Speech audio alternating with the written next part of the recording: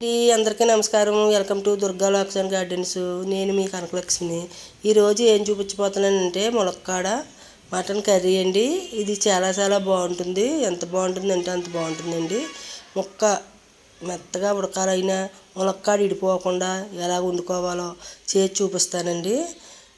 ఈ ములక్కాడ mutton curry చాలా కాంబినేషన్లో చాలా టేస్ట్గా ఉంటుందండి. ములక్కాడ ఇడిపోకపోతే బాగుంటుందండి. కర్రీ ఇడిపోతే పేస్మిగా కింద పుల్లల కింద తగిలితే ఈ మటన్ కర్రీ వండుకుని పద్ధతిలో వండుకోకపోతే అండి అస్సలు బాగోదు. పొయ్యి మీద ప్యాన్ పెట్టి సరిపడినంత ఆయిల్ వేసుకోవాలండి. మనం ఇష్టమండి అంత వేసుకున్నా పర్లేదు. నేనైతే 3 స్పూన్లు వేసాను. అదండి పెద్ద సైజు డొక్కు వేసానండి. 3 డొక్కులు మీకు సరిపడినంత వేసుకోండి. అదిగండి ఒక బిర్యానీ ఆకు, 2 చెక్క ముక్కలు, తర్వాత ఒక అనాస పువ్వు, ఒక 6 లవంగ మొగ్గలు వేసి చిమ్మిలోనే ఉండాలిగా వేయించుకోవాలండి. మనం నూనె మరిగాక వేసామంటే మాడిపోతాయి. నూనె అది ఆయిల్ మనకి వేడెక్కకుండానే వేసుకోవాలి. తర్వాత అవి కొద్దిగా దోరగా వేగాక ఉల్లిపాయలు వేసుకోవాలి. నేను పెద్ద సైజు ఉల్లిపాయలు 2 కోసానండి. అలాగా మగ్గించుకోవాలి. మనం మీడియంలో పెట్టుకుని మగ్గించుకోవాలండి. హైలో పెట్టుకుంటే ఉల్లిపాయలు మాడిపోతాయి. ఈ బిర్యానీ ఆకు వేసుకోవడం వల్ల మనకి మటన్ కర్రీ గమ్మును ఉడుకుతుందండి. ఫ్లేవర్ కూడా బాగుంటుంది. ఉప్పు వేసుకోవాలా, గమ్మును మగ్గిపోతాయి ఉల్లిపాయలు. పచ్చిమిర్చి పొడవుగా కోసి 8 పచ్చిమిర్చి వేసుకోవాలండి.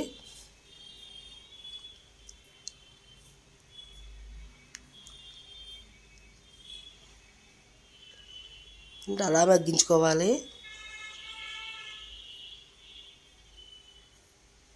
ఇప్పుడు మటన్ 1/2 కేజీ అండి వేసేసుకోవాలి. శుభ్రంగా కడుక్కోవాలండి. మటను ఇసుక అది ఉంటుంది. వాళ్ళు మనకి చెక్క మీద ఎట్టి కడతారు కదండి. చెక్క ముక్కలు అవి చిన్న చిన్న ముక్కలు అవి ఉంటాయి. ఇసుక కూడా ఉంటుంది. అందుకే 2-3 సార్లు కడుక్కోవాలి. మనం కడిగేసుకుంటే సప్పగా ఉంటుందని అనుకోకండి. 2-3 సార్లు కడుక్కోండి. అలాగే వేసి మగ్గించుకోవాలండి. మటన్లో వాటర్ వస్తుంది కదా, వాటర్ అంతా ఇంకిపోయేలా మగ్గించుకోవాలి. ఇంకిపోయి ఆయిల్ పైకి తేలింది కదా, ఇప్పుడు అల్లం వెల్లుల్లి పేస్ట్ వేసుకోవాలి. వేసుకుని మళ్ళీ 2 నిమిషాలు మగ్గించుకోవాలి. మటన్ మగ్గుతేనండి రుచి వస్తుంది. ఇప్పుడు 2 రెమ్మల కరివేపాకు కూడా వేసుకోవాలి. మటన్ ఎప్పుడు కూడా ఎక్కువ టైం మగ్గించుకోవాలండి. మగ్గించుకుంటేనే గమ్మును ఉడుకుతుంది. తర్వాత టేస్ట్ కూడా వస్తుంది. మనం మగ్గకుండా ఉప్పు కారం వేసి నీళ్ళు వేసామనుకోండి అస్సలు బాగోదు మటన్ కర్రీ. నేను ఎలాగ చెప్తున్నానో అలాగే మీరు చేసుకోండి.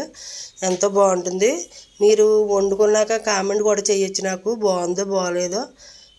నేను చెప్తాను కాదండి, మీరు కూడా వండుకుని చూడండి. ఇలాగా నేను చెప్పిన విధంగా చాలా చాలా బాగుంటుంది. ములక్కాడ ముక్కలు కూడా విడిపోకుండా ఉండాలంటే ములక్కాడ మగ్గిన తర్వాత తీసుకోవాలండి. తీసుకుని ప్లేట్లో పెట్టుకోవాలి. మటన్ 2 నిమిషాలు ఉడికాక అప్పుడు ములక్కాడ మళ్ళీ వేసుకోవాలి. ఇప్పుడు మగ్గిపోతాయి కదండి, తీసి పక్కన పెట్టేసుకోవాలి ములక్కాడ ముక్కలు. ఇప్పుడు అలా ఉంచేసుకున్నామంటే అస్సలు బాగోవండి. తీసాను నేను ములక్కాడ ముక్కలు, మీకు తీర్థం చూపించలేదు. తర్వాత 2 స్పూన్లు కారం, 2 స్పూన్లు కారం, ఒక 1/2 స్పూన్ పసుపు, కొద్దిగా ఉప్పు అండి. అయితే మనం ఉప్పు వేసాం కదా, వేసాక సరిపోలేదండి, మళ్ళీ కొద్దిగా వేసాను. ఒక స్పూన్ ధనియాల పొడి, అల్లం వెల్లుల్లి పేస్ట్ అండి. మటన్ కర్రీకి టేస్ట్ వస్తుంది. అవి వేసుకోవడం వల్ల టేస్ట్ చాలా బాగుంటుందండి మటన్ కర్రీకి. మనం ధనియాల పొడి కూడా వేసుకోవాలి అల్లం వెల్లుల్లితో. ఫస్ట్ మసాలా వేస్తామనుకోండి, మసాలాలో ధనియాలు ఉంటాయి, అయినా ఇలా కూడా మనం వేసుకోవాలి. పొడి జీలకర్ర పొడి వేయకపోయినా పర్లేదు, ధనియాల పొడి వేసుకోవాలండి స్పూను. చూడండి అలా మగ్గించుకోవాలి. కారం వేసిన తర్వాత మళ్ళీ మగ్గించుకోవాలి. పచ్చివాసన పోయే వరకు మగ్గిపోయిన తర్వాత నూనె తేరుతుంది అన్నప్పుడు వాటర్ వేసుకోవాలి. ముక్కలు ములిగేలాగా వేసుకోవాలండి. ఓ 2 గ్లాసులు వాటర్ వేసాను నేను.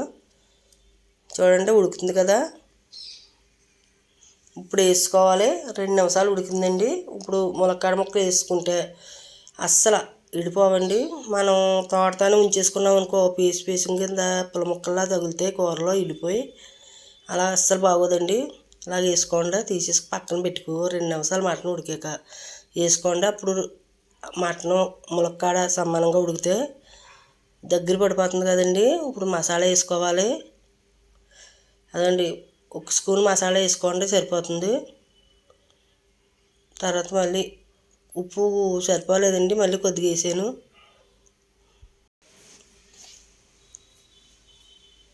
చూడండి, మటన్ కర్రీ ఎప్పుడైనా సరే మనం ఉప్పు కారం అన్నీ సరిపోవాలండి.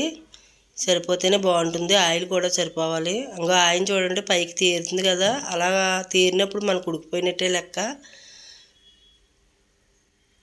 చూడండి దగ్గరికి ఉడికిపోతుంది కదా.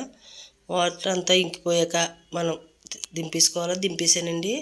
ఇప్పుడు చూడండి కొద్దిగా అన్నం పెట్టుకొని కొద్దిగా కర్రీ వేసుకొని చేపల పులుసు ఒక ముక్క కొద్ది పులుసు వేసుకుని లంచ్ చేస్తే ఉంటుందండి. సామరంగా భలే ఉంటుందండి. చేపల కూరతో ఈ మటన్ కర్రీతో చాలా చాలా బాగుంటుందండి.